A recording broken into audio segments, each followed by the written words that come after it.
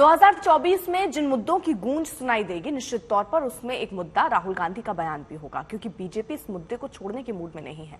कल राहुल गांधी से माफी की मांग पर संसद में संग्राम हुआ। बीजेपी कह रही है माफी तो मांगनी ही पड़ेगी।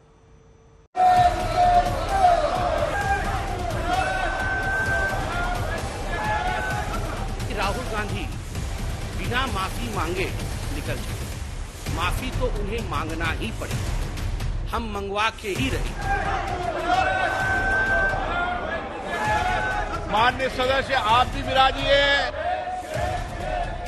देखो, ये माफी मांगने का तो सवाल नहीं है। बार बार वो पूछते रहेंगे, हम उसको नकारते रहेंगे। जैसे जैसे 2024 का रण नजदीक आ रहा है, वैसे वैसे बयानों की बौछार तेज होती जा रही है। माननीय सदस्य, आप भी संसद के बजट सत्र का दूसरा चरण एक बयान पर छिड़े रण पर ही अटका हुआ है। हर रोज राहुल गांधी पर बीजेपी का हमला तेज हो रहा है। हर रोज संसद में नया संग्राम छिड़ रहा है। पहले हमला देश के अपमान को लेकर हुआ, विदेश में बयानबाजी पर जबरदस्त हंगामा हुआ। हमले के बीच बात बढ़ती गई और अब बंगाल के नवाब सिराजुद्दौला के सेनापति मीर जाफर की एंट्री भी हो गई। It would not be an aberration to say that Rahul Gandhi is the present day Mir Jafar of Indian polity.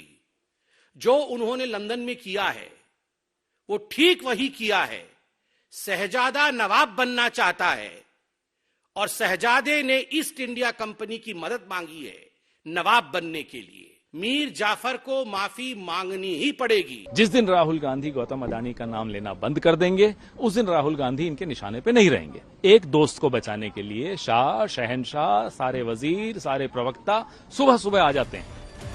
London वाले बयान को लेकर राहुल गांधी पर अंग्रेजों से मदद मांगने का आरोप बीजेपी पहले से लगा रही है, लेकिन अब मीर जाफर से तुलना करके बीजेपी ने हमले को धार दी है। माफी मांगे, क्योंकि प्लासी की लड़ाई में नवाब सिराजुद्दौला के खिलाफ अंग्रेजों का साथ देने वाला मीर जाफर गद्दारी का पर्याय माना जाता है।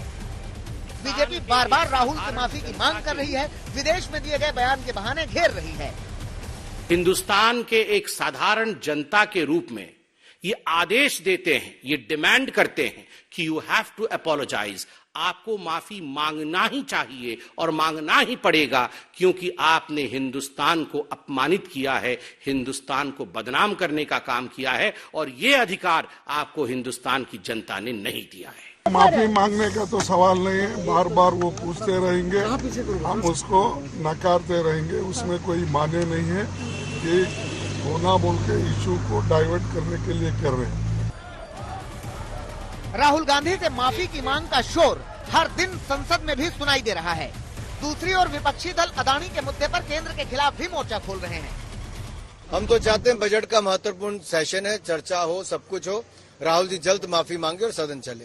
क्षमा अगर किसी को मांगना है तो सबसे पहले प्रधानमंत्री नरेंद्र मोदी जी को मांगना पड़ेगा, क्योंकि विदेश की जमीन पे अगर हिंदुस्तान को कोई प्रधानमंत्री, ऐसा कोई प्रधानमंत्री है हिंदुस्तान में जो छोटा किया, नीच किया, अपमान किया, कलंकित किया, तो वो नरेंद्र मोदी जी है।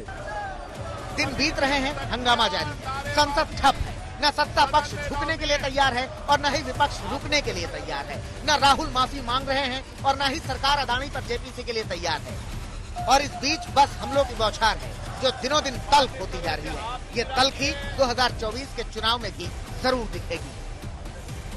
दिल्ली से सुप्रिया भारद्वाज और मौसमी सिंह के साथ आज तक ब्यूरो।